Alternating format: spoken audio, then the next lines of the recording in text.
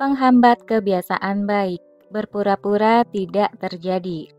Kadang, ketika sedang mencatat, saya teringat pada kekeliruan yang saya lakukan. Dan saya berpikir, anggap saja kekeliruan itu tidak pernah terjadi. Saya mengarang alasan seperti, saya kan sedang dalam perjalanan. Saya sedang tidak enak badan, dan sebagainya. Kita selalu bisa mencari-cari alasan. Aplikasi Way of Life yang pernah saya ceritakan memiliki fungsi skip. Kita menggunakannya sebagai tanda untuk kekecualian, tetapi kalau terlalu sering digunakan, kita akan kebanjiran skip. Tenang saja dan terus lacak apakah kita mampu mencapai tujuan. Daftar keberhasilan. Selama 6 bulan ketika saya bermalas-malasan dan terpuruk, ada suatu waktu ketika saya mencatat hal-hal yang mampu saya selesaikan dalam buku harian saya. Saya sanggup membalas email yang rumit. Saya mencari tahu harga sepatu yang saya inginkan. Saya membuang sampah. Saya membayar pajak terutang. Saya belajar cara mengupas nanas. Kita sering berpikir, tidak ada yang saya lakukan hari ini, lalu merasa terpuruk. Padahal, jika kita menuliskan setiap hal yang kita lakukan, akan kita dapati bahwa kita sebenarnya telah berhasil mengerjakan beberapa tugas dan menyiapkan beberapa hal. Mencatat keberhasilan dapat membuat saya tidak merasa makin terpuruk. Kondisi kemajuan dapat membuat kita terdorong ke depan. Ingatan dapat memberi kita dorongan ekstra ketika upaya kita mulai menghasilkan kemajuan. Penelitian di Columbia University tentang kupon hadiah menggambarkan hal ini dengan bagus sekali. Semua peserta penelitian diberi kupon hadiah, dan mereka dapat mengumpulkan poin dari setiap gelas kopi yang dibeli dan mendapatkan hadiah kopi gratis jika sudah memiliki sejumlah poin tertentu. Namun kupon hadiah itu berbeda sedikit. Satu kupon dimulai dengan 0 poin dan pemegang kupon itu mendapatkan kopi gratis setelah berhasil mengumpulkan 10 poin. Kupon yang lain sudah memiliki 2 poin sejak awal dan pemegang kupon yang mendapatkan kopi gratis setelah berhasil mengumpulkan dan pemegang kupon mendapatkan kopi gratis setelah berhasil mengumpulkan 12 poin. Dalam kedua kasus ini, semua pemegang kupon harus mengumpulkan 10 poin untuk mendapatkan kopi gratis. Namun, peserta yang sudah memiliki 2 poin di awal, rata-rata 20% lebih cepat mencapai kopi gratis daripada yang kuponnya dimulai dengan 0 poin. Contoh ini menunjukkan betapa tindakan menjadi lebih mudah apabila kita merasa bahwa sudah ada kemajuan. Dengan kata lain, tidak memulai dari nol. Hemingway mencatat setiap hari jumlah kata yang ditulisnya, lalu membuat grafiknya. Anthony Trollope juga membiasakan diri menulis 250 kata dalam waktu 15 menit dan mencatatnya dengan teliti. Saya meniru kebiasaan mereka dan mencatat jumlah karakter huruf kanji yang saya tulis setiap hari ketika menggarap naskah ini. Selain sensasi rasa puas karena berhasil menyelesaikan tugas harian, ada juga perasaan gembira. Catatan kemajuan membuat kita senang karena kita berhasil mencapai kemenangan. Langkah 34. Jika perlu, beristirahatlah untuk menyimpan tenaga. Kita harus bisa tenang di tengah kesibukan dan penuh semangat saat sedang istirahat. Indira Gandhi. Dalam memupuk kebiasaan, sebaiknya kita tahu berapa banyak waktu yang kita butuhkan untuk memulihkan diri. Jika kita belum pulih keesokan harinya, berarti kita telah melakukan kebiasaan itu secara berlebihan. Retak kecil lama-kelamaan bisa menyebar dan kita akan sulit untuk terus maju. Sejak awal, kita harus memahami jam tidur yang kita butuhkan. Dengan memperhatikan berapa lama saya tidur sampai bangun sendiri tanpa alarm, saya tahu bahwa saya memerlukan tidur 8 jam setiap malam. Mengambil waktu. Penulis buku laris Haruki Murakami menyisihkan waktu 1 jam sehari untuk lari atau berenang. Baginya, hanya ada waktu 23 jam sehari. Berolahraga itu wajib baginya, dan sisa waktu dibagi-bagi untuk melakukan berbagai kegiatan lain. Dia mengambil waktu olahraganya dari waktu 24 jam sehari. Dengan cara yang sama, saya rasa kita harus mengambil waktu untuk melakukan sejumlah kegiatan dasar seperti tidur, makan, dan istirahat, yaitu yaitu diambil dari waktu yang 24 jam sehari. Pertama-tama kita sisihkan dulu waktu untuk berbagai kebutuhan dasar itu, kemudian menggunakan waktu yang tersisa untuk melakukan kegiatan lain. Orang yang akhirnya harus dirawat di rumah sakit seringkali karena tidak mampu memenuhi kebutuhan dasarnya, seperti tidur cukup, makan dengan baik, dan beristirahat. Karyawan di perusahaan yang mengharuskan mereka bekerja secara berlebihan dapat merasakan kepuasan karena telah mengorbankan diri sendiri, dan penderitaan yang mereka rasakan dianggap sebagai imbalan. Meskipun ingin meninggalkan kondisi yang berat itu, mungkin mereka akan sulit mengundurkan diri dari komunitas kerjanya. Akan tetapi, jika mereka tidak menyisihkan waktu untuk kebutuhan dasar, seperti yang saya kemukakan di atas, sudah waktunya untuk memikirkan apakah yang mereka lakukan itu sepadan dengan mengorbankan kebutuhan dasar hidup mereka. Cara kerja Stephen King. Stephen King adalah penulis yang sangat produktif, dan menurut buku On Writing, dia terbiasa menulis di pagi hari. Begitu mulai menggarap suatu karya, dia menulis setiap hari untuk mengembangkan tokoh-tokoh ciptaannya. Dia juga tetap menulis pada hari Natal dan pada hari ulang tahunnya. Namun, meskipun dia menulis setiap hari, dia hanya menulis di pagi hari, sehingga tidak pernah merasa kelelahan. Tampaknya, inilah rahasia di balik gaya kerja para penulis sukses. Jadi, kita perlu beristirahat agar dapat terus berkarya.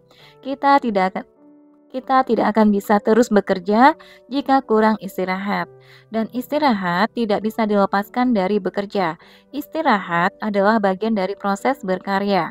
Jika kita terlalu lelah untuk terus bekerja, artinya kebiasaan kerja kita tidak efektif. Kita lebih kreatif saat sedang tidur.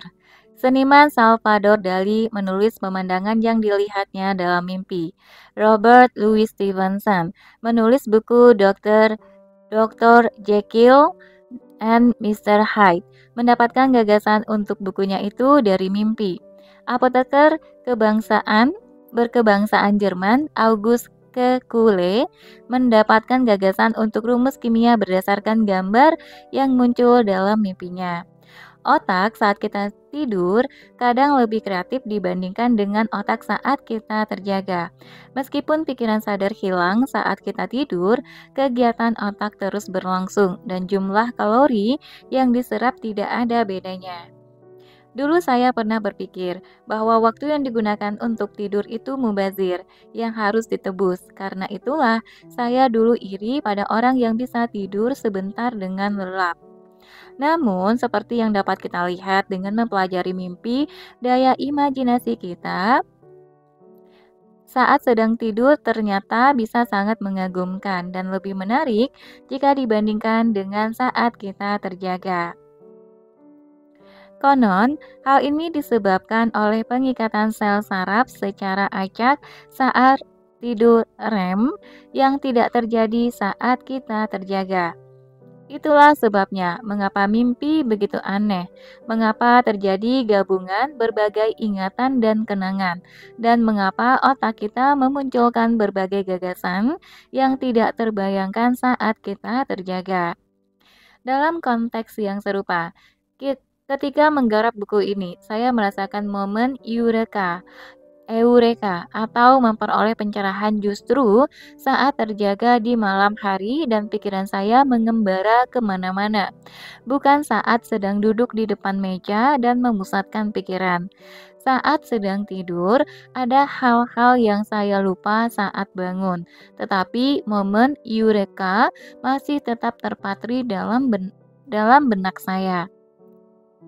Otak terus bekerja tanpa henti, bahkan juga saat kita tidur, dan muncullah sejumlah gagasan tak terduga. Jadi, tidur tampaknya diperlukan bukan hanya untuk memulihkan kesegaran, tetapi juga untuk berbagai aktivitas kreatif. Berupaya agar berbagai hal menjadi membosankan menjelang waktu tidur. Tampaknya kita menunda-nunda tidur karena enggan meninggalkan hari ini. Orang yang sibuk bekerja pasti ingin menghabiskan waktu sore dan malam untuk melakukan hal-hal yang menjadi kesukaannya. Menonton sinetron di TV, membaca novel, misteri, main game. Ini semua contoh hal-hal yang sulit diakhiri sebab kita penasaran mengenai bagaimana kelanjutannya. Tentu saja, kegiatan seperti itu menyenangkan, tetapi jika kita melakukan hal-hal yang menarik sebelum waktu tidur, kita akan terus saja berkata dalam hati, 10 menit lagi, atau tunggu sampai game ini berhasil diselesaikan, dan begitu seterusnya, menunda-nunda terus.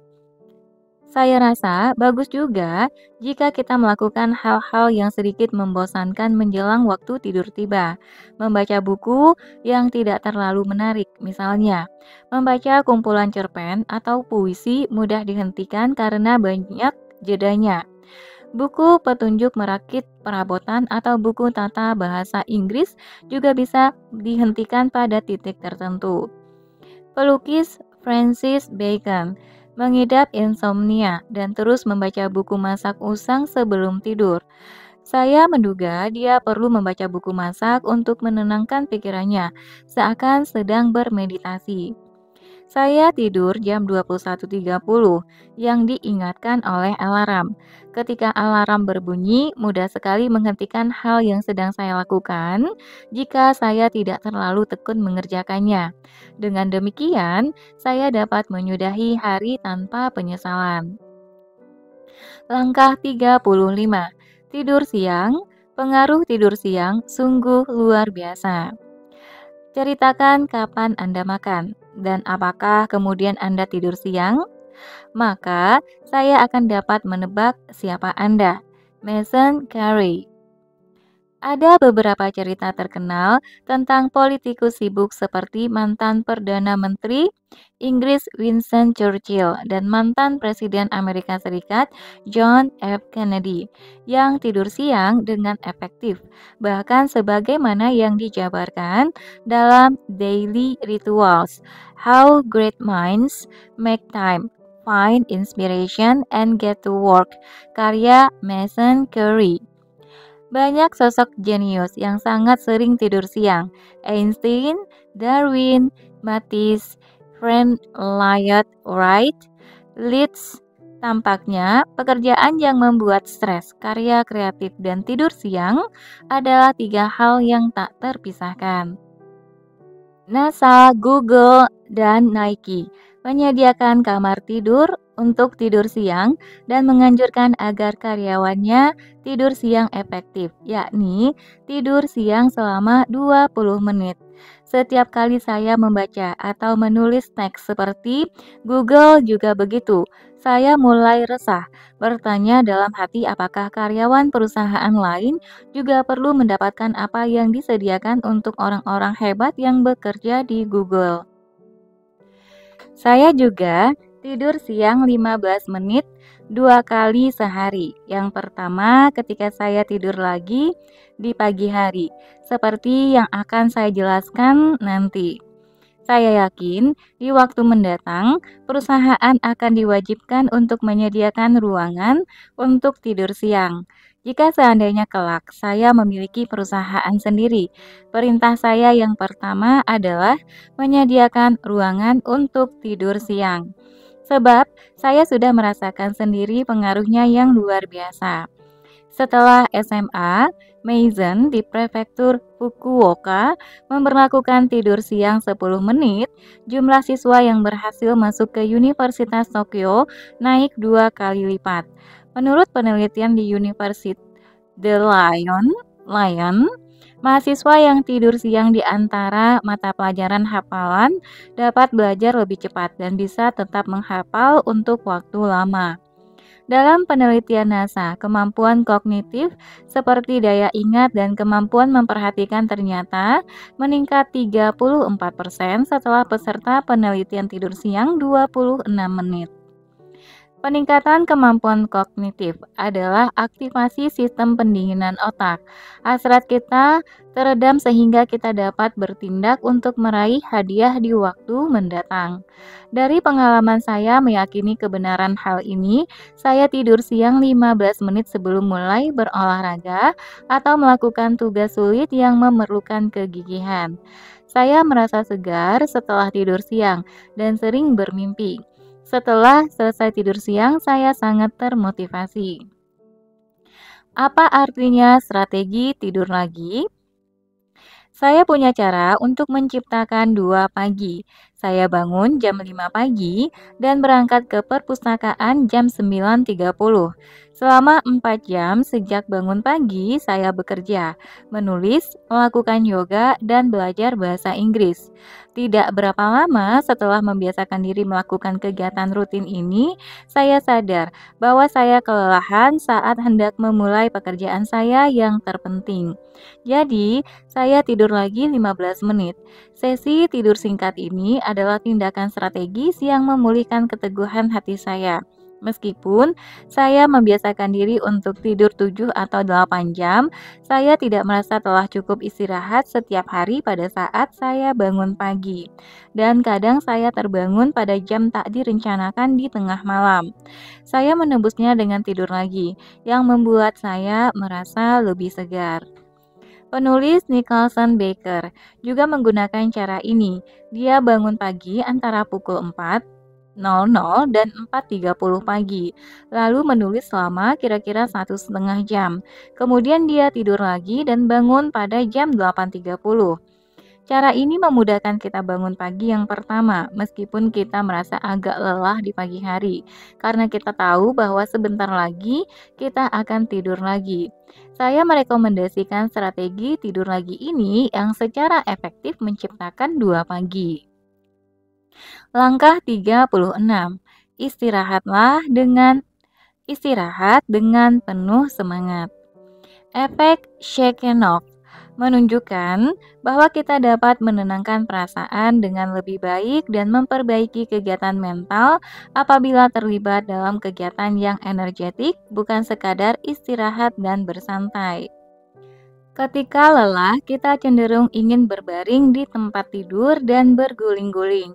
Padahal, sekadar berbaring tidak akan bisa mengubah suasana hati dan bisa-bisa kita malah membenci diri sendiri saat sore hari tiba.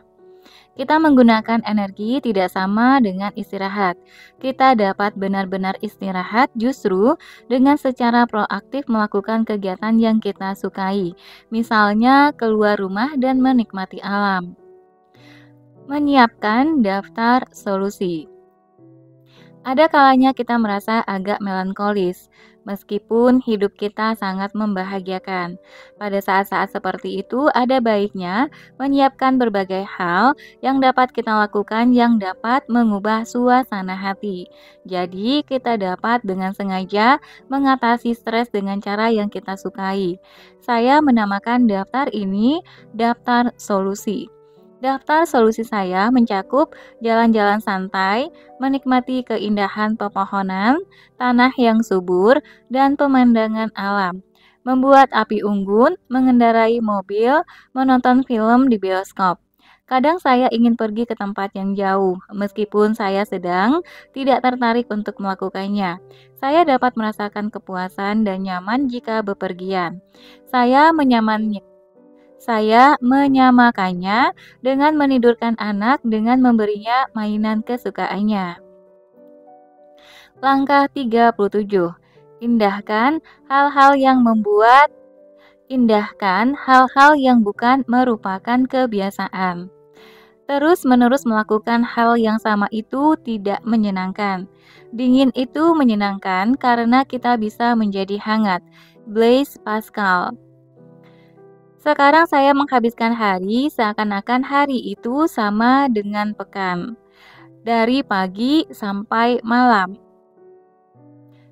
Waktu yang saya gunakan untuk bekerja dan belajar ibaratnya seperti satu pekan di kantor.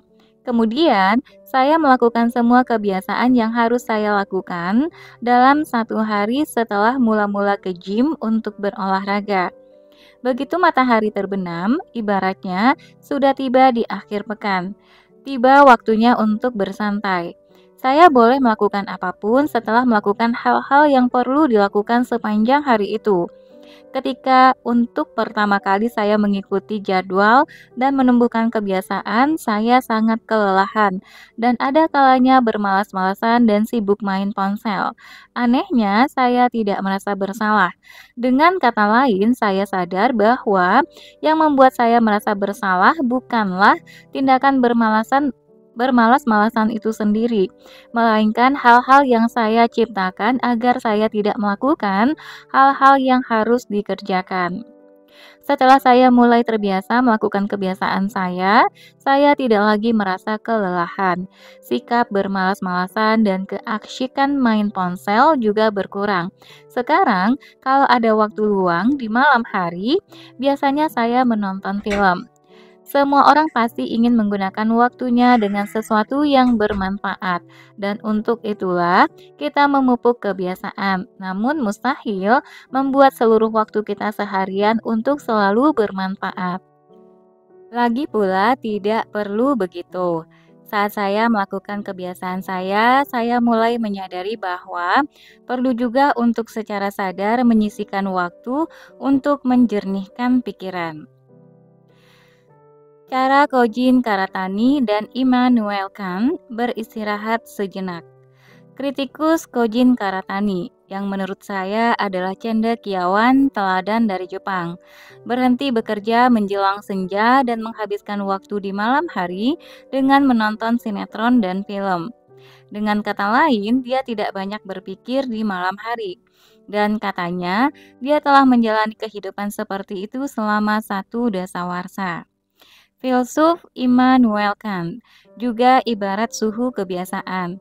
Banyak orang yang tahu bahwa Kant berjalan santai jam 3.30 sore setiap hari. Karena selalu tepat waktu, orang yang melihatnya pun sering menyesuaikan jarum jam di arlojinya.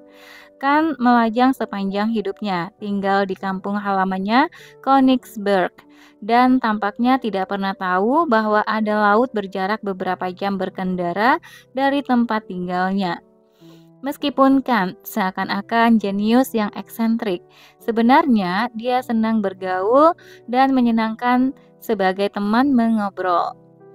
Dia makan sekali sehari, tetapi saat sedang makan dia senang mengobrol, bukan hanya dengan rekannya, tetapi juga dengan penduduk kota dengan berbagai latar belakang.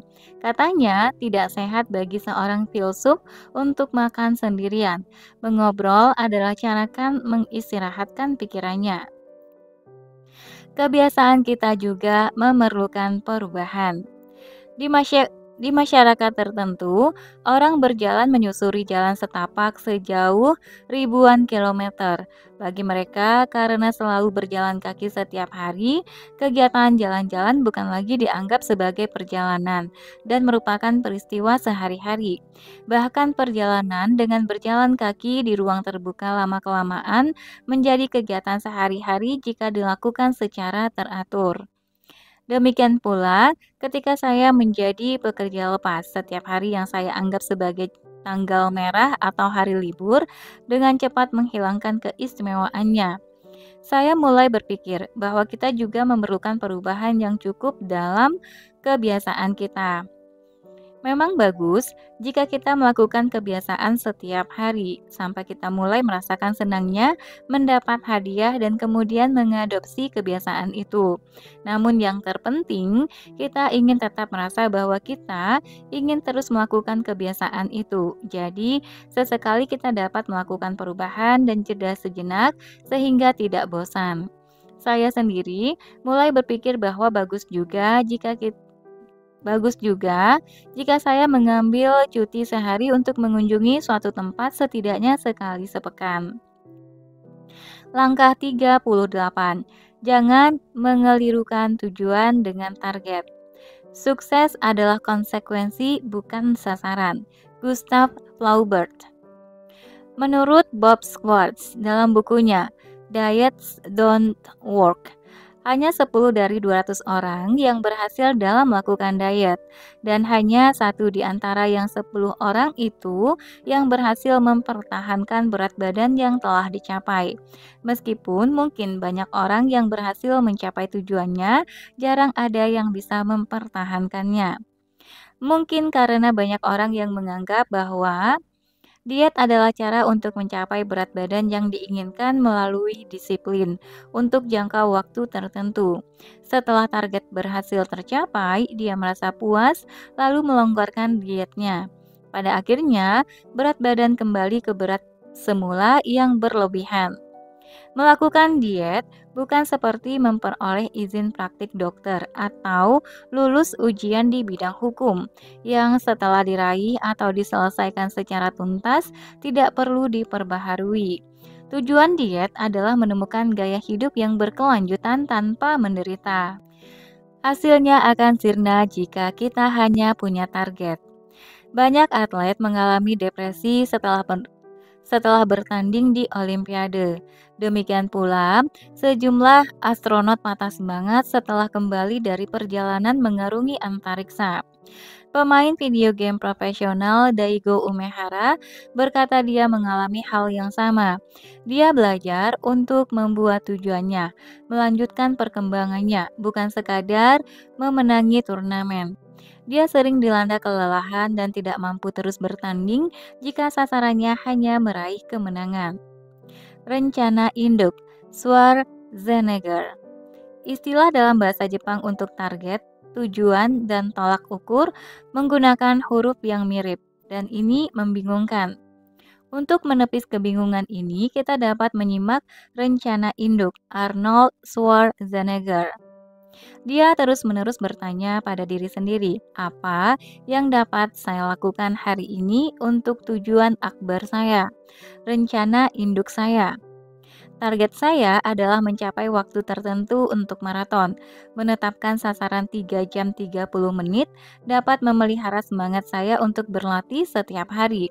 Bagi saya, tujuan utama lari adalah menjaga kesehatan jiwa dan raga. Saya juga punya target untuk menerbitkan sejumlah buku, dan tujuannya bagi saya adalah memenuhi rasa ingin tahu. Langkah 39. Perhatikan hanya target yang ada di depan mata. Pahlawan adalah orang yang berhasil menyelesaikan apa yang dapat dikerjakannya. Romain Roland. Dalam olahraga bowling, saran yang lazim adalah mengarahkan bola bukan ke deretan pin, melainkan ke panah di dekatnya.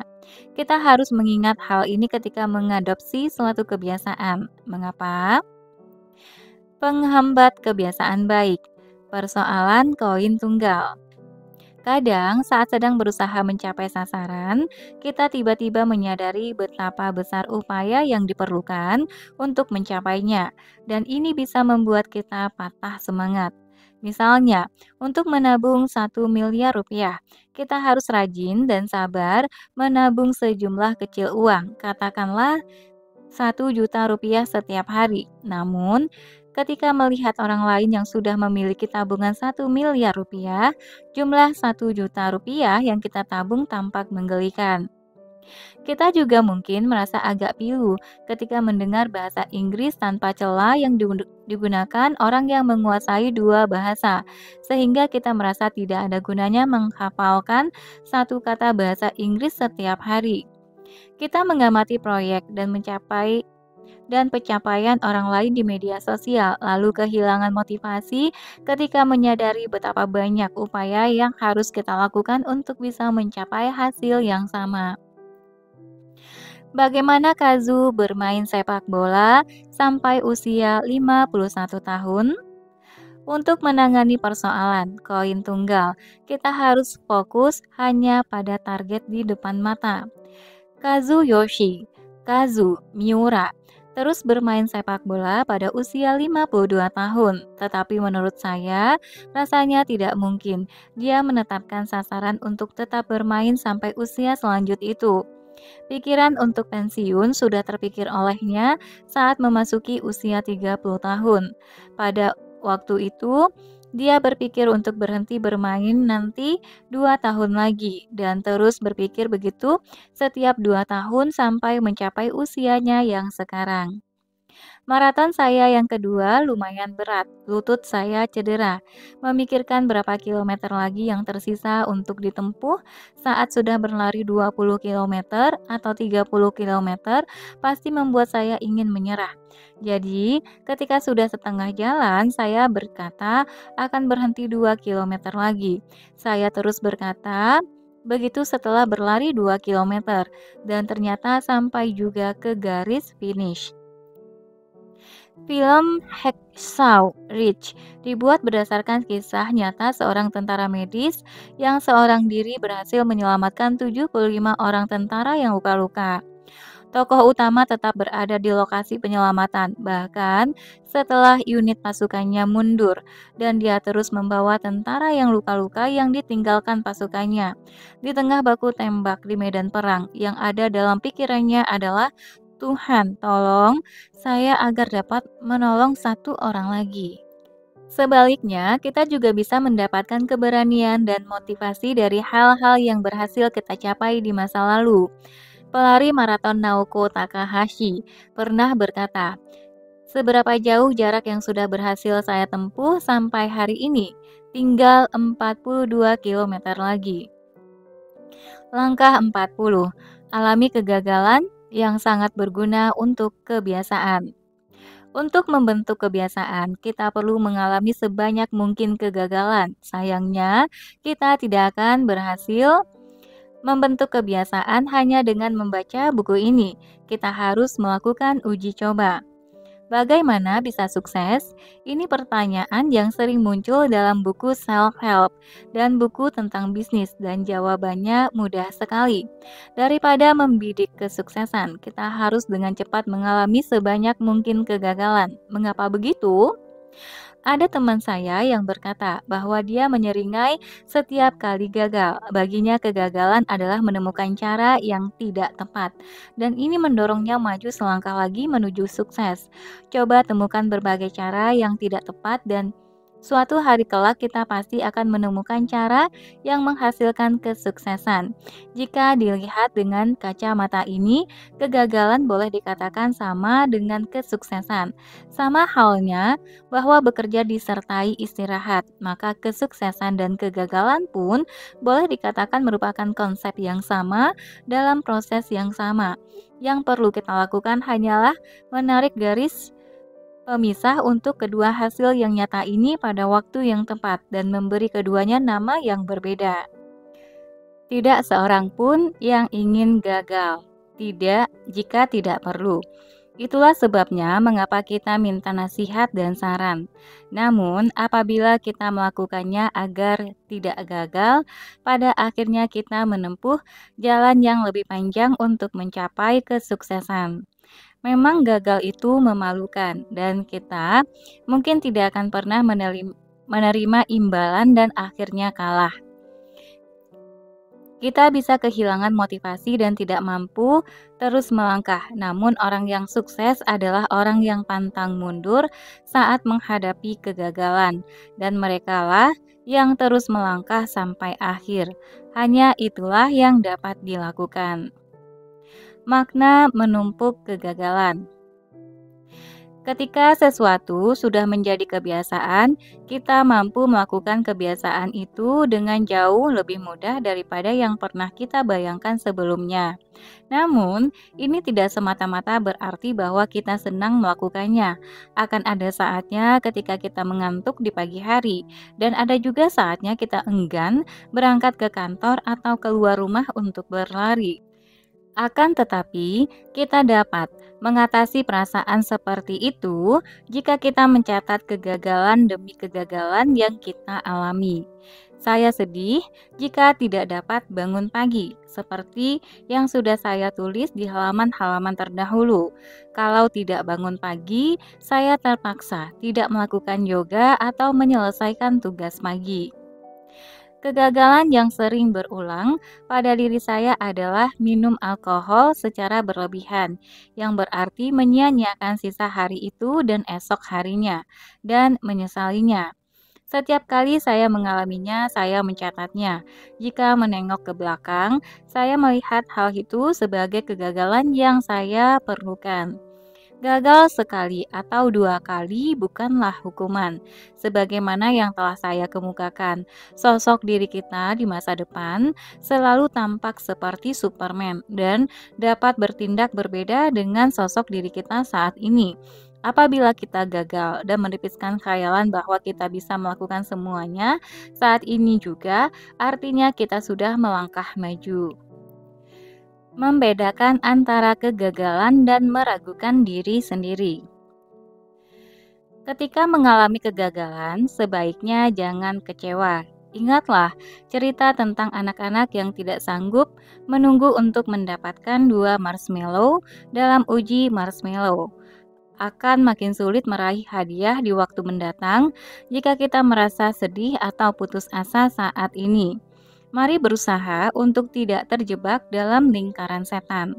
Makin buruk sesuatu, makin besar kita menekankan peran sesuatu itu dalam hidup kita. Ini adalah kecenderungan manusia yang disebut bias negatif.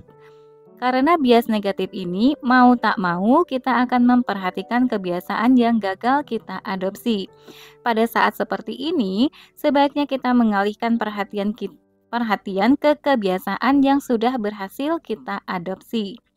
Sosok minimalis Seiko Yamaguchi berkata bahwa ketika rumahnya berantakan, dia bukannya terpaku melihat rumah yang seperti kapal pecah itu dan kecewa.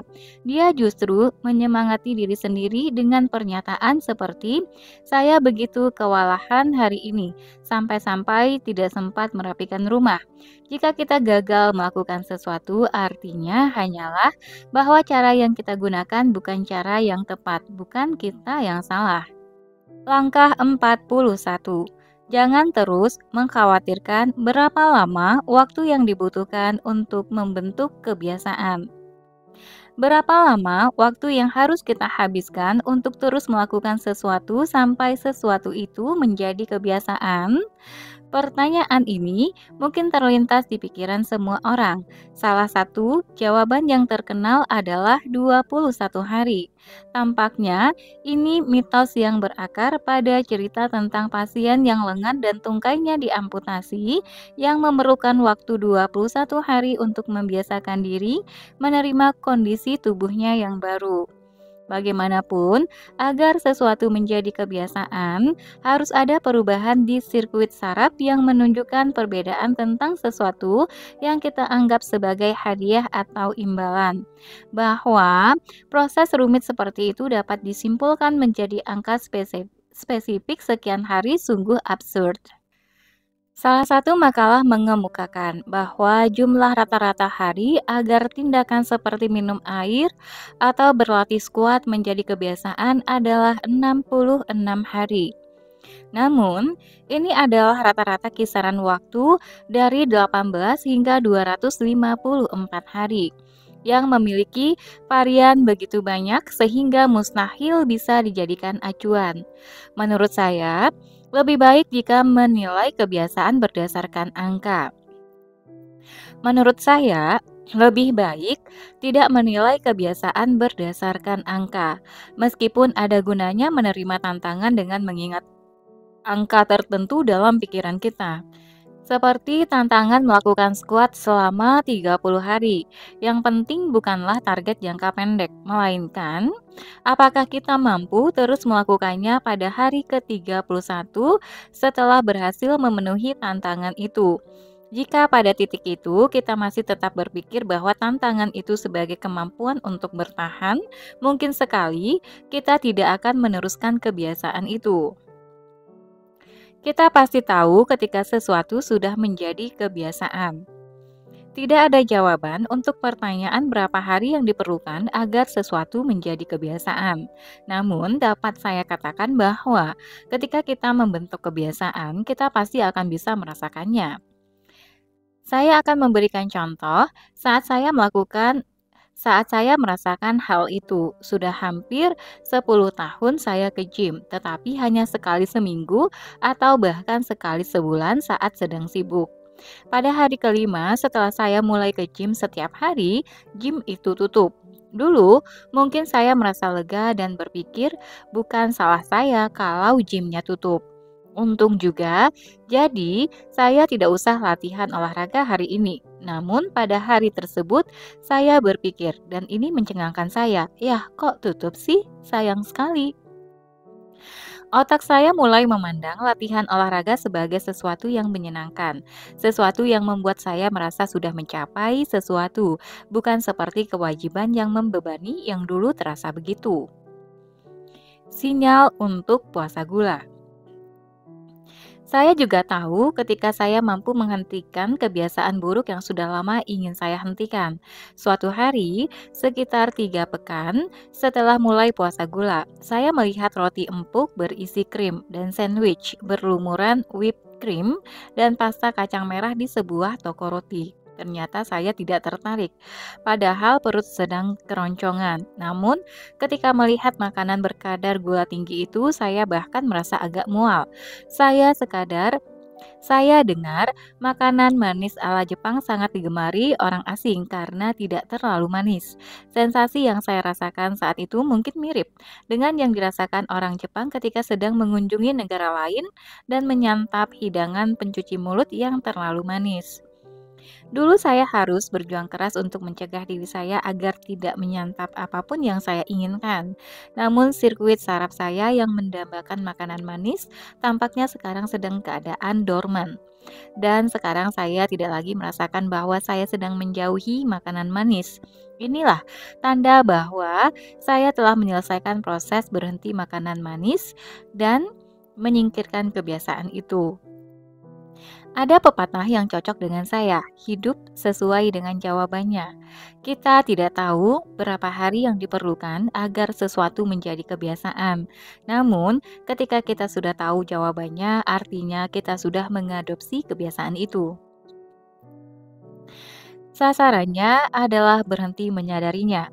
Menurut saya, sasaran semua penganut gaya hidup minimalis adalah berhenti menyadari kenyataan bahwa mereka sedang mengamalkan gaya hidup minimalis. Artinya, sasaran itu mencapai keadaan yang menunjukkan bahwa gaya hidup minimalis sudah hadir dalam tindakan kita tanpa kita menyadarinya.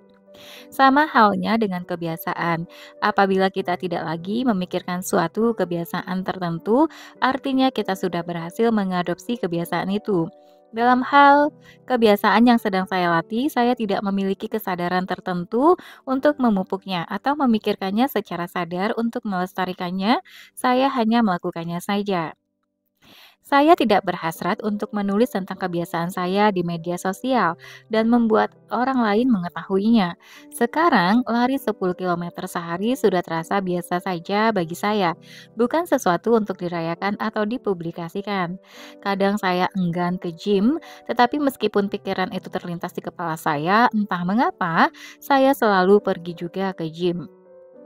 Kita belum mengadopsi kebiasaan jika masih khawatir tentang kemungkinan melanggarnya. Apabila kita telah benar-benar terbiasa, kita pasti percaya diri bahwa tidak akan pernah berhenti melakukannya, meskipun menghadapi situasi yang membuat kita sulit mempertahankannya. Bayangkan urusan menyikat gigi. Kita pasti merasa tidak nyaman jika tidak melakukannya. Ketika kita tetap melakukannya tanpa menyadari sedang memupuk kebiasaan itu, itulah mungkin waktunya bahwa hal itu sudah menjadi kebiasaan. Langkah 42, lakukan lebih baik daripada tidak melakukan. Dalam buku Haruki Murakami, What I Talk About When I Talk About Running, dia bercerita ketika mewawancarai pelari Olimpiade Toshihiko Seko. Saya bertanya padanya, apakah pelari sekaliber Anda pernah merasa enggan berlari dan lebih ingin meneruskan tidur dan bangun agak siang? Dia menatap saya dan kemudian, dengan suara yang seakan ingin menegaskan betapa bodohnya pertanyaan itu, dia menjawab, tentu saja, seringkali. Padahal saya memang ingin mendengar jawaban itu langsung dari Bang Seko. Perbedaan antara saya dan dirinya bagaikan langit dan bumi, kekuatan otot, porsi latihan, dan motivasi. Namun, saya ingin tahu apakah dia pernah merasakan perasaan yang sama dengan saya ketika bangun pagi dan mengikat tali sepatunya. Dan jawaban Bang Seko saat itu membuat saya merasa sangat lega. Jadi, ternyata sama saja yang dirasakan semua orang. Ada kalanya Murakami yang boleh dikatakan lari setiap hari selama lebih dari 20 tahun enggan berlari. Seperti perasaan lega yang dirasakan Murakami ketika mendengar jawaban Bang Seko, saya juga merasa lega membaca cerita Murakami itu. Meskipun kebiasaan mengacu pada tindakan yang kita lakukan tanpa berpikir, kita tidak selalu bisa memilih tanpa berpikir. Pada akhirnya, konflik akan selalu mengemuka.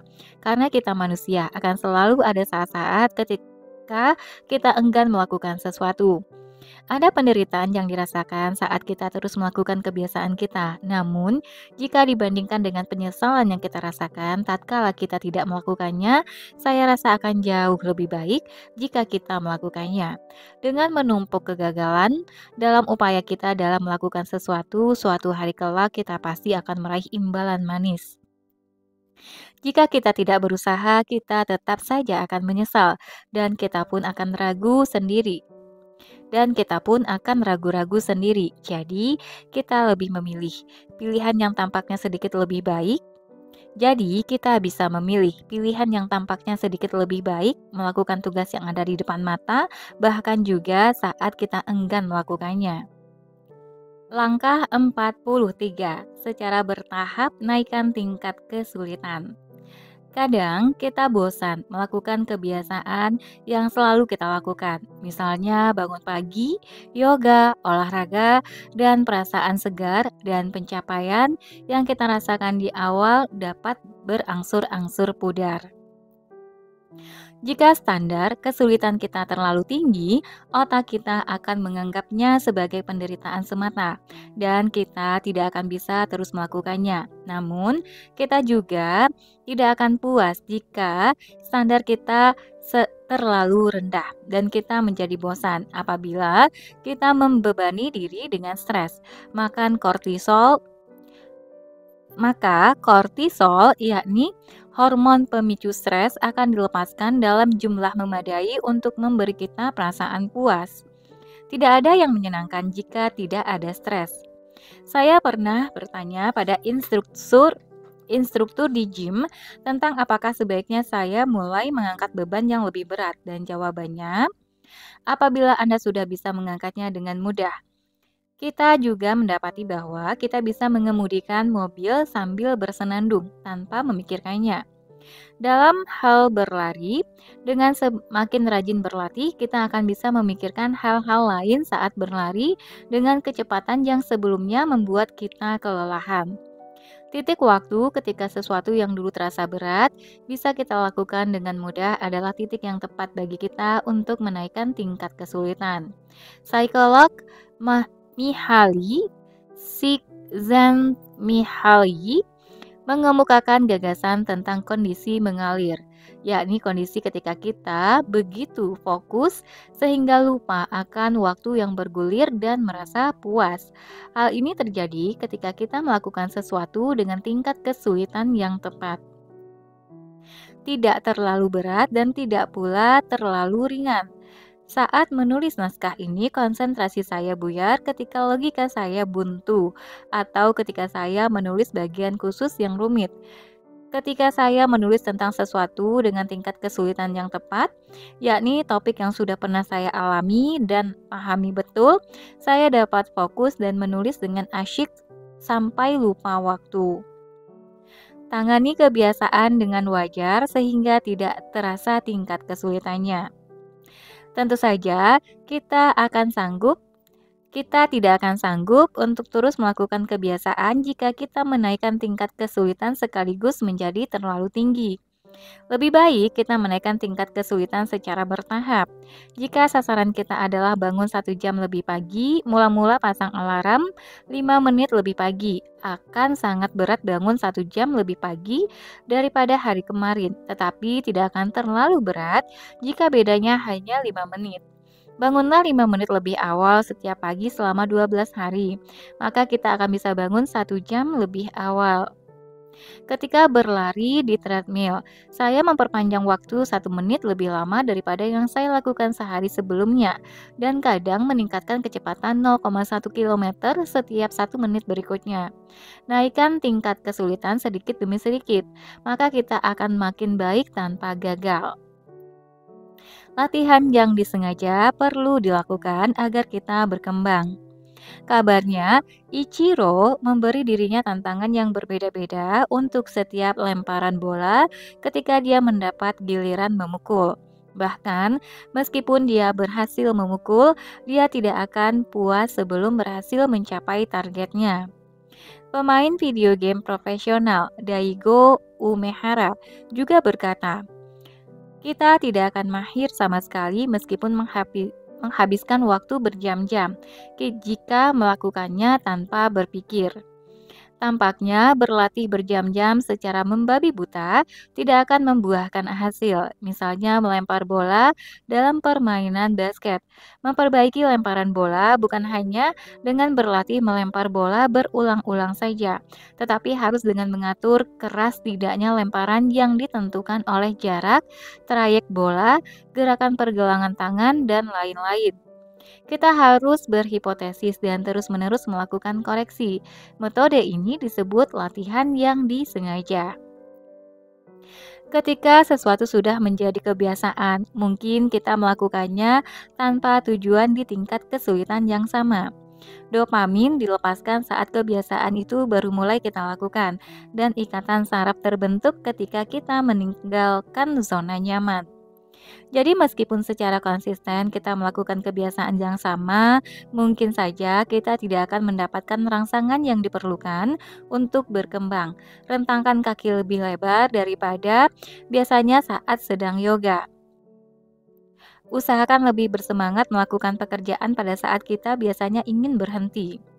Kita masih bisa berkembang apabila hanya maju selangkah demi selangkah, bahkan juga saat kita berpikir sudah melakukannya dengan cukup keras.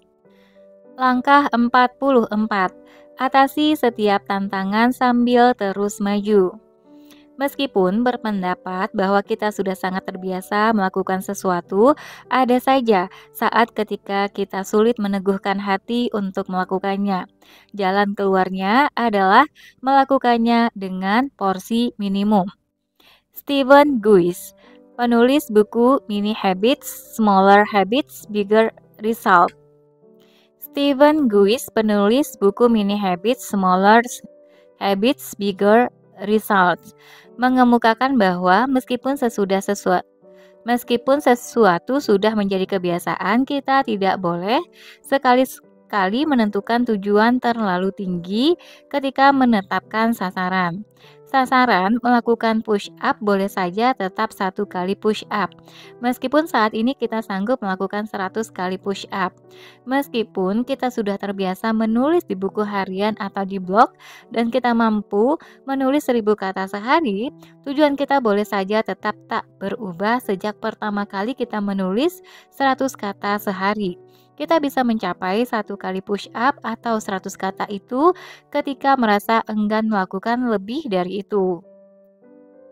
Sebagaimana yang sudah sering saya utarakan, yang melemahkan keteguhan hati kita adalah adanya perasaan meragukan diri sendiri, perasaan negatif bahwa kita tidak mampu mengerjakan sesuatu hari ini, atau tidak mampu mencapai tujuan kita akan membuat kita sulit melanjutkan ke kebiasaan berikutnya.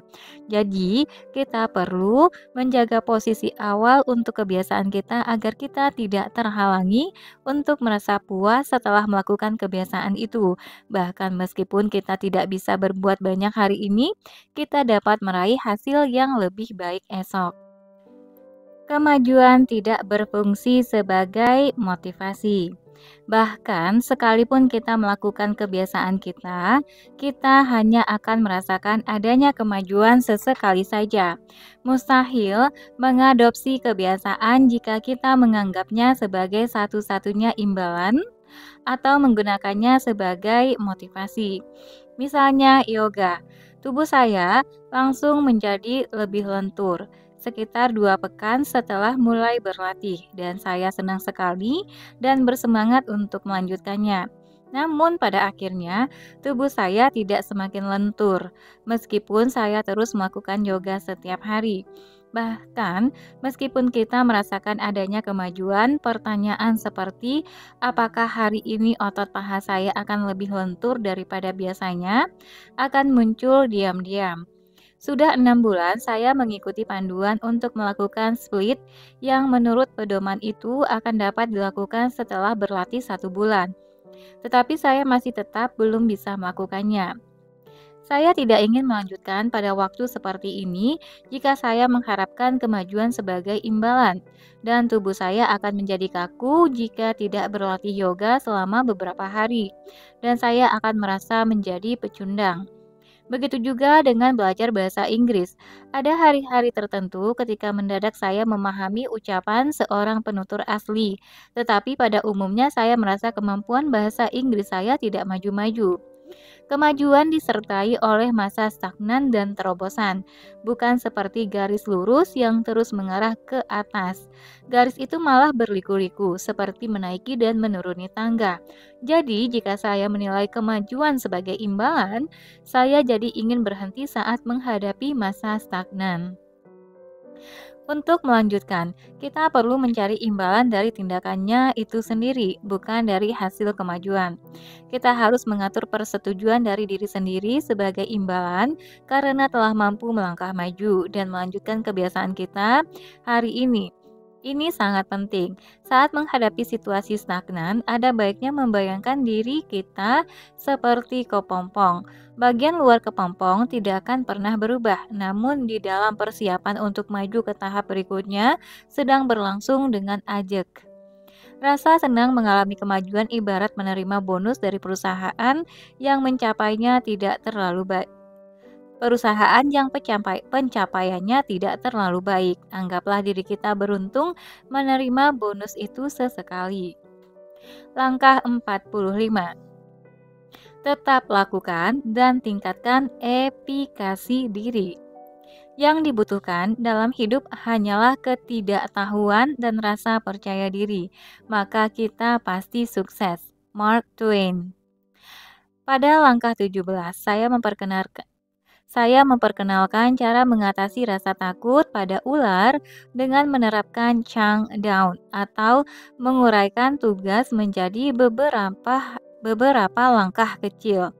Ada tambahan untuk contoh tersebut yang cukup menarik.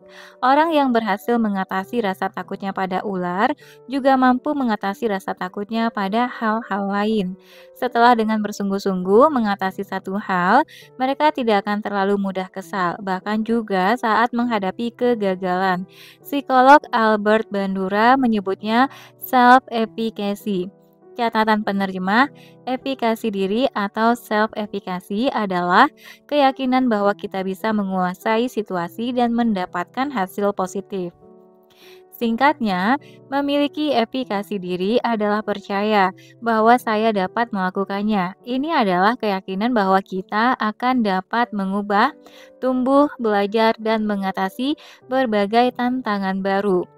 Saya berhenti makan makanan manis setelah berhenti minum alkohol, dan inilah pikiran saya saat itu. Saya berhasil berhenti minum alkohol, jadi saya juga pasti bisa berhenti makan makanan manis. Apabila kita berhasil melakukan sesuatu, kita bisa yakin bahwa mudah untuk meraih kesuksesan berikutnya. Anak-anak dalam Anak-anak yang mampu menunggu untuk mendapatkan 2 marshmallow dalam uji marshmallow mungkin sudah pernah punya pengalaman untuk mengatasi tantangan dan menerima hadiah saat mereka masih berusia 4 atau 5 tahun. Sebaliknya, jika kita berpikir saya tidak sanggup melakukannya atau saya selalu gagal melakukan apapun, maka wajarlah jika kita memutuskan untuk menyerah begitu dihadapkan pada tantangan baru. Jadi, jika kita berpikir akan gagal lagi, artinya kita menganggapnya hanya membuang-buang waktu saja untuk menghadapi pertentangan batin. Jadi, daripada berusaha menunggu selama mungkin untuk tidak memakan marshmallow yang sudah ada di depan mata, dengan harapan nanti akan mendapat hadiah 2 marshmallow, kita akan tiba pada keputusan bahwa lebih baik makan 1 marshmallow sekarang segera setelah kita mendapatkannya. Ini yang dikatakan Walter Michelle, anak yang memiliki harapan lebih besar untuk sukses akan memiliki rasa percaya diri lebih besar saat menghadapi tantangan baru, seakan-akan dia sudah pernah sukses. Mereka yakin tidak akan gagal, jadi berani menghadapi tantangan itu dan memilih untuk menerima risiko gagal. Ketika kita memulai sesuatu yang baru, orang sering menyarankan agar kita langsung kerjakan saja, dan saya sependapat. Namun, orang yang mampu menerapkan saran langsung kerjakan saja adalah orang yang pernah memiliki pengalaman langsung kerjakan saja dan pada akhirnya berhasil. Artinya, akan lebih mudah bagi kita menghadapi tantangan baru jika kita tidak takut gagal dan kita akan terus sukses.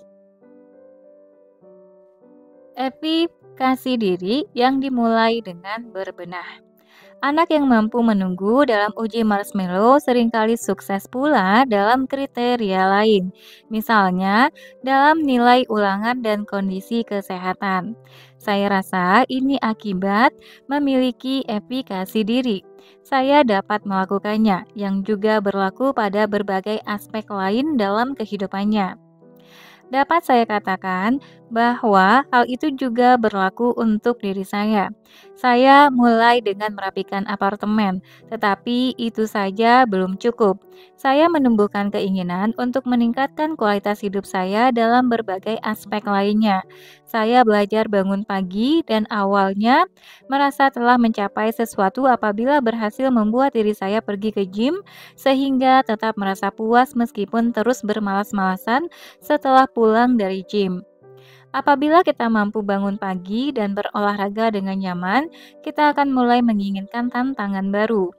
Ketika sudah terbiasa melakukan satu kebiasaan, kita ingin mengadopsi kebiasaan lain karena efikasi diri kita semakin mantap dengan terbiasa melakukan satu kebiasaan tadi. Maka akan mudah pula bagi kita untuk melakukan kebiasaan berikutnya. Dengan demikian, dampak positifnya akan melampaui kebiasaan awal tadi. Langkah 46. Ciptakan reaksi berantai. Diperlukan waktu sebelum tumbuh kebiasaan saya untuk berolahraga. Setelah pindah rumah ke pinggiran kota, saya suka lari atau mengemudikan mobil. Ketika berjalan agak jauh untuk pertama kalinya, setelah beberapa waktu tinggal di kawasan baru itu, saya tercengang saat menyadari betapa cepat dan mantapnya saya berjalan. Tungkai dan panggul saya serasa lebih padat. Tubuh saya terasa ringan, seperti ketika Goku dalam Dragon Ball melepaskan bajunya yang berat. Orang yang hanya bisa berjalan dengan lambat kabarnya memiliki sejumlah risiko kesehatan seperti depresi serta menurunnya kondisi tubuh dan fungsi kognitifnya. Bukankah kita mampu berjalan cepat ketika tubuh terasa ringan dan kita merasa termotivasi? Hidup kita sehari-hari menjadi lebih mudah apabila kita mulai mengkondisikan tubuh. Perasaan lelah karena menaiki tangga akan lenyap sehingga kita tidak usah memilih naik eskalator yang dipakai banyak orang. Napas kita tidak menjadi tersengal-sengal dan kesehatan kita tidak menurun. Kebiasaan yang sudah kita adopsilah yang menjadi hadiahnya. Karena kita mulai melakukan kebiasaan yang berbeda-beda pada waktu yang berlainan, akan tiba waktunya kebiasaan yang sudah bisa kita lakukan itu terasa mudah sehingga menjadi menyenangkan. Bagi saya, salah satu contohnya adalah menulis di buku harian. Bagi saya tidak lagi mengalami kesulitan saat menulis Saya tidak lagi mengalami kesulitan saat menulis di buku harian. Saya bisa menulis perasaan negatif dan kemudian perasaan saya langsung terasa mulai membaik. Bagi saya, menulis di buku harian adalah cara untuk menyegarkan diri yang sekaligus merupakan hadiah. Berlari juga sama. Dulu saya berpikir saya akan makan enak jika berhasil menyelesaikan lari kali ini. Tetapi saya menyadari bahwa dalam proses perkembangannya, saya tiba pada tahapan tertentu dan berpikir, saya akan lari setelah pekerjaan ini selesai. Kebiasaan yang dulu merupakan tantangan sekarang sudah berubah menjadi hadiah dan menjadi kebiasaan yang tak tergantikan bagi saya. Kita tidak akan memerlukan kebiasaan jelek lagi. Bahkan, meskipun sedang dilanda stres, saya akan merasa lebih baik apabila sudah menuliskannya di buku harian. Saya merasa terpuruk, suasana hati saya akan segera membaik jika saya lari. Saya tidak perlu lagi makan atau minum berlebihan atau belanja secara impulsif yang dulu saya anggap merupakan cara untuk menghilangkan stres. Jadi, tindakan-tindakan positif paling menguatkan dia sangat tegar. Keteguhan hatinya luar biasa. Sikap ini hanya akan terlihat orang lain pada saat saya sedang melakukan kebiasaan saya. Langkah 47. Sesuaikan kebiasaan seperlunya. Seluruh hidup kita adalah segudang kebiasaan. William James.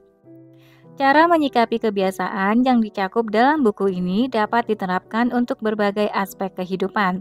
Misalnya, saya terbiasa makan sangat cepat, dan meskipun ingin mengubah kebiasaan itu, ternyata tidak mudah. Ketika makan dengan teman perempuan, saya harus berhati-hati karena kecepatan makan kami pasti sangat berbeda. Kita perlu makan perlahan-lahan untuk mengendalikan nafsu makan, dan makan dengan perlahan juga bagus untuk pencernaan. Saya tahu saya harus memperlambat kecepatan saya makan, tetapi tidak mudah. Yang saya perlukan untuk mengadopsi sesuatu kebiasaan adalah hukuman dan hadiah. Jadi, saya terapkan prinsip ini. Saya menetapkan aturan yang membolehkan saya hanya beristirahat saat makan siang. Dengan kata lain, jika saya menyelesaikan makan siang dengan cepat, misalnya selesai dalam waktu 10 menit, maka hukumannya adalah saya hanya punya waktu istirahat selama 10 menit itu saja.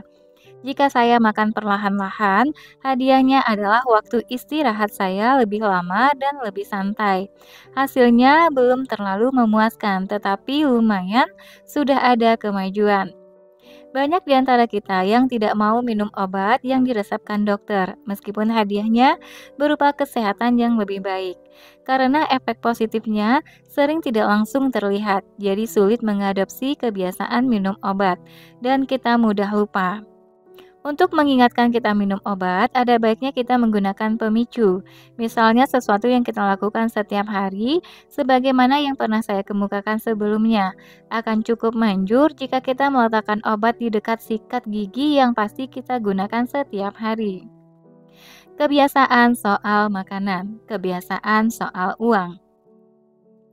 Bagi saya, soal makanan juga menyangkut kebiasaan. Saya memasak 3 macam hidangan setiap hari dan susunan menunya sama. Kegiatan rutin saya adalah belanja ke minimart 3 atau 4 kali sehari, 4 hari sekali, membeli bahan makanan yang sama dan memasak dengan cara yang sama. Jadi, boleh dikatakan saya makan dalam jumlah yang sama setiap hari sehingga saya tidak makan berlebihan dengan alasan saya masak terlalu banyak. Kalau tidak dihabiskan, mubazir. Tentu saja, makan di luar dan menikmati makanan lezat itu menyenangkan, tetapi diet yang stabil juga memiliki kelebihan, berat badan tidak akan naik. Kebiasaan juga dapat digunakan untuk mengatur berbagai masalah besar seperti uang.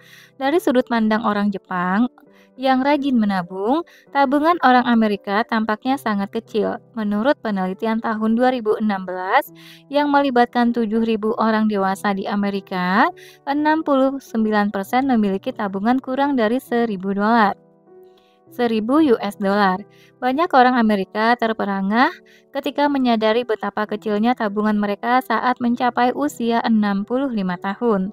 Bagi sementara orang, menghabiskan uang di masa kini mengalahkan kekhawatiran soal keamanan finansial saat mereka sudah lansia kelak. Namun, kita dapat mengingatkan diri sendiri bahwa tindakan kita dapat dikendalikan. Di sebuah perusahaan besar, jumlah karyawan yang ikut dalam skema tabungan pensiun 401k mencapai 40% apabila pendaftaran bersifat sukarela. Namun, jumlah pendaftar meroket hingga 90% ketika perusahaan mengubah kebijakannya menjadi semua karyawan otomatis terdaftar. Jika tidak ingin ikut dalam skema itu, karyawan harus melakukan beberapa langkah tertentu. Artinya, kita bisa memperbaiki persoalan besar seperti dana pensiun semata-mata dengan memudahkan pendaftaran dan menyulitkan untuk mundur. Menerapkan kebiasaan dalam hubungan antar pribadi.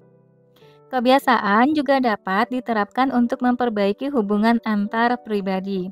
Jika kita sadar bahwa tisu toilet sudah hampir habis, pemicu, kita bisa menggantinya dengan yang gulungannya masih penuh tanpa menunggu pengguna toilet berikutnya, rutin, dan kita dapat merasa bahwa kita sudah dengan gesit menangani urusan rumah, hadiah. Adopsilah kebiasaan seperti itu, maka kita pasti tidak akan berdebat kusir dengan teman sekamar. Salah satu kiat untuk mengadopsi kebiasaan menetapkan tanggal, khususnya efektif dalam berbagai situasi sosial. SMP saya telah menyelenggarakan acara reuni selama lebih dari 15 tahun, yang menurut saya bisa berlangsung karena tanggalnya selalu tetap, tanggal 30 Desember. Karena tahu bahwa acara reuni diselenggarakan pada tanggal itu setiap tahun, kami sudah tahu jauh hari sebelumnya dan menyusun rencana dan penyesuaian yang perlu dilakukan. Dan angka kehadiran pun sangat tinggi. Ini juga kiat yang bagus untuk persahabatan. Saya dan 2 orang sahabat biasanya bertemu pada hari ulang tahun masing-masing. Sangat mudah melakukannya karena tanggalnya sudah pasti dan kebiasaan bertemu pada hari ulang tahun ini sudah berlangsung selama bertahun-tahun. Kiat mengadopsi kebiasaan juga dapat diterapkan dalam hubungan asmara.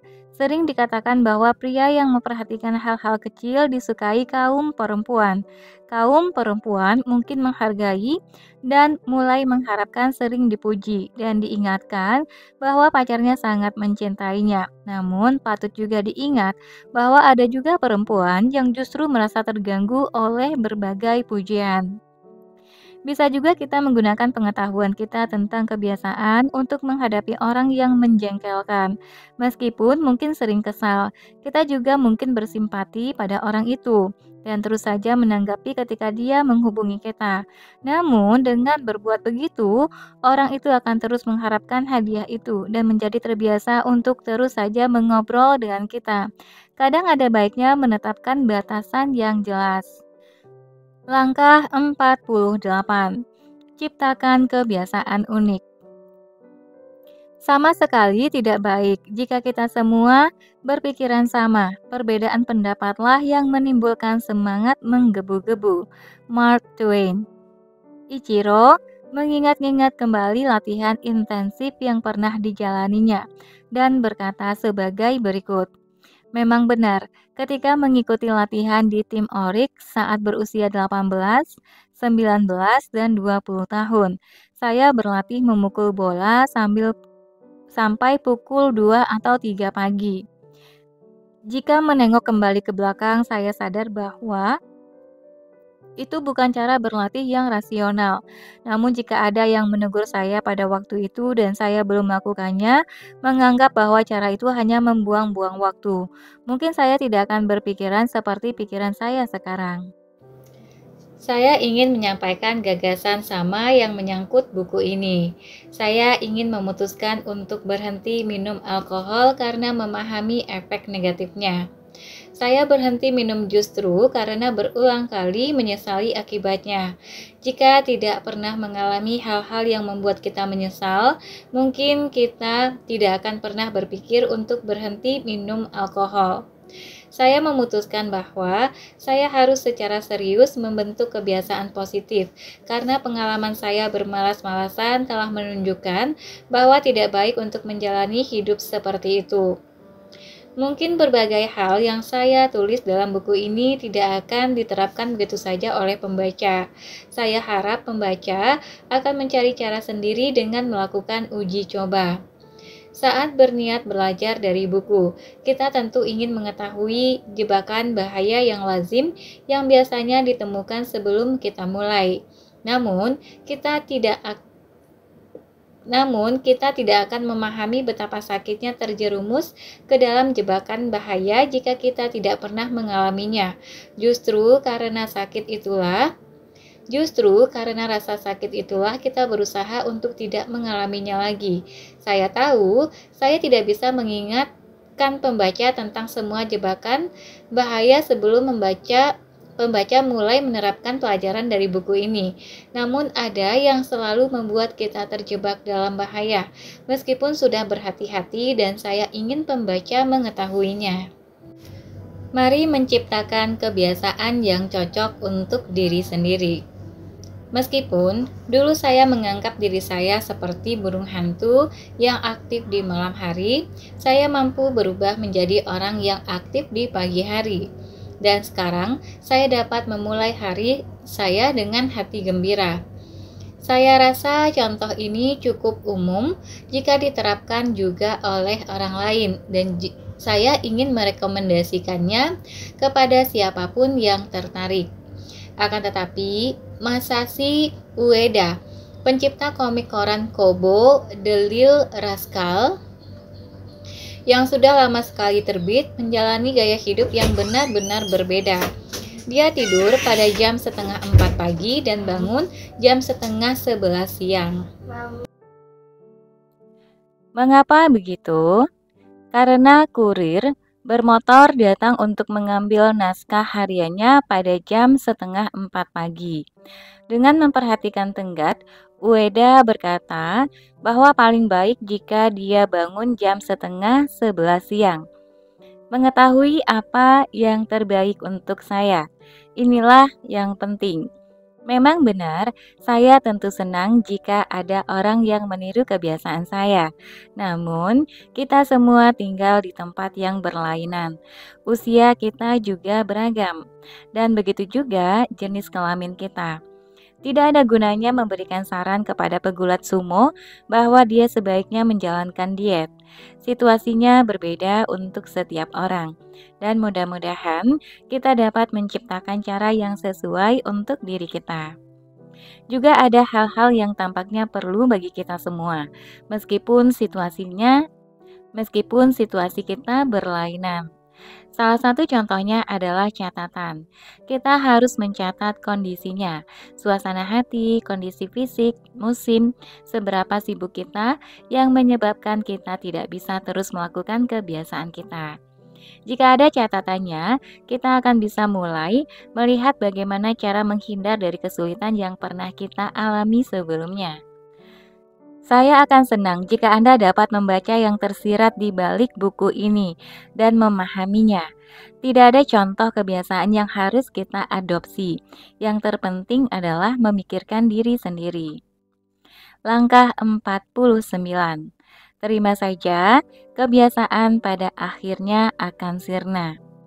Sungguh mencengangkan bahwa kebiasaan itu berat dan juga rapuh. Gretchen Rubin.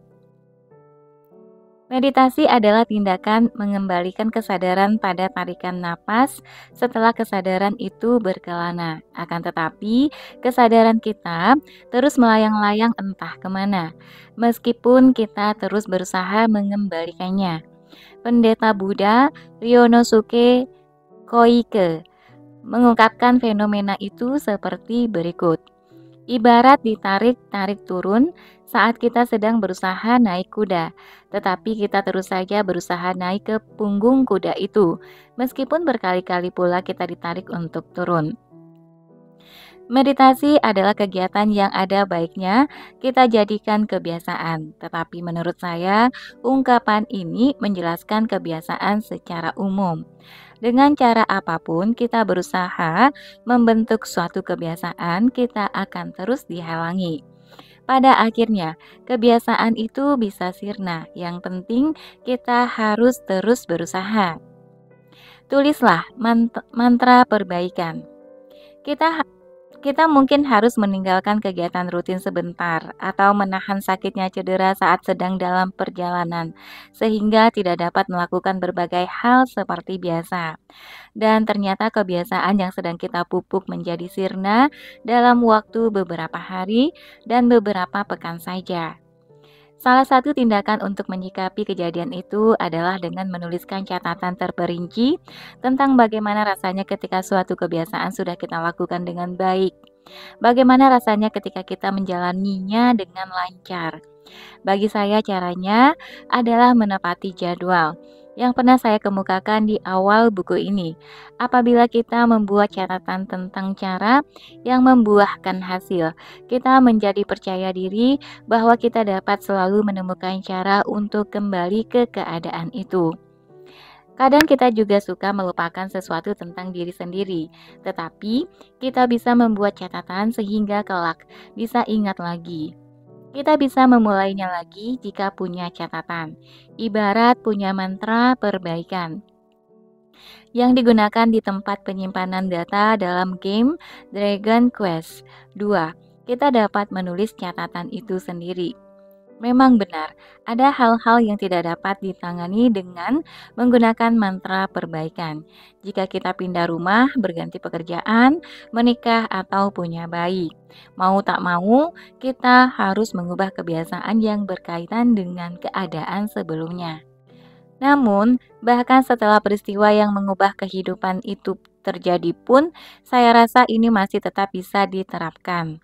Kita mungkin perlu membentuk kebiasaan baru, misalnya bangun lebih pagi untuk mengurus anak, mengantarnya ke sekolah, atau mengajak anjing keluarga jalan setiap pagi.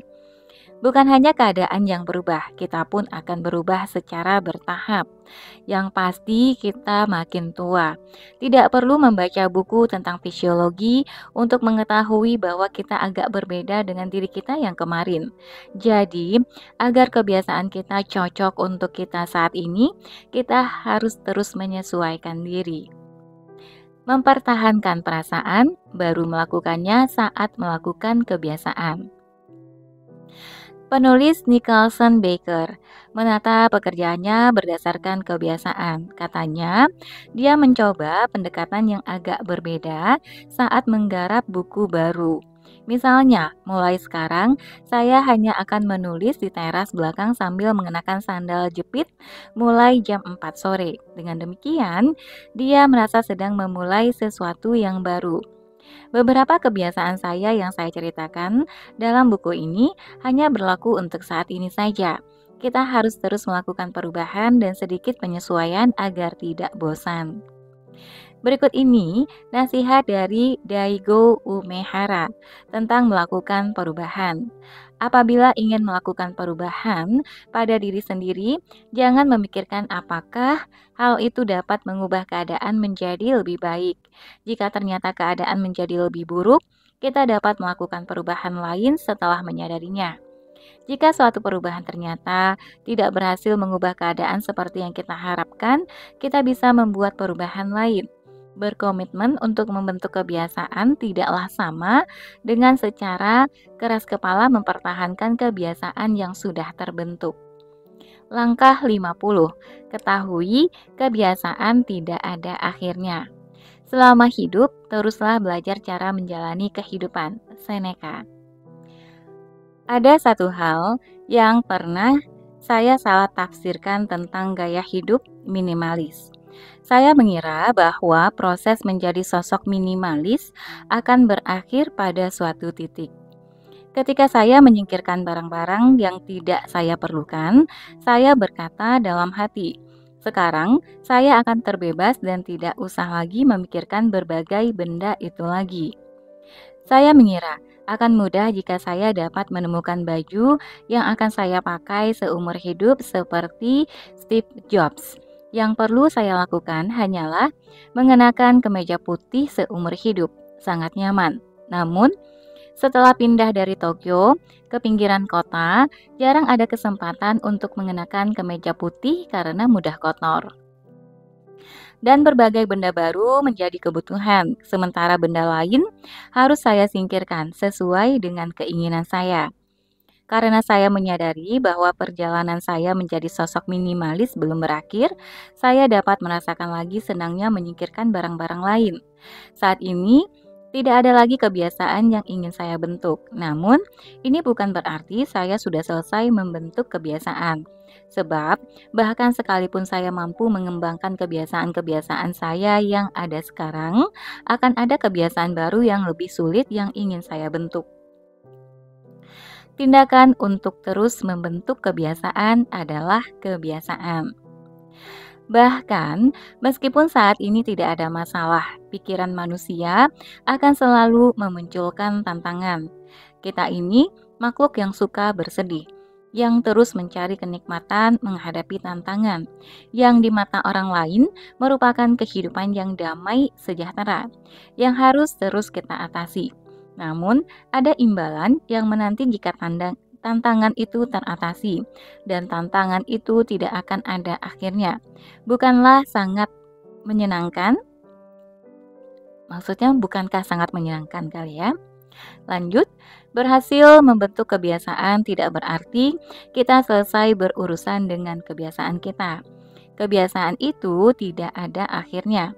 Sudah menjadi kebiasaan untuk terus membentuk kebiasaan. Oke teman-teman, sampai di sini dulu untuk bab 3 ini cukup panjang ya. Nanti kita akan ketemu lagi di bab 4. Kita dibentuk oleh kebiasaan. Terima kasih teman-teman sudah subscribe channel ini dan juga bagikan, semoga memberikan banyak manfaat. Dan sampai jumpa. Assalamualaikum warahmatullahi wabarakatuh.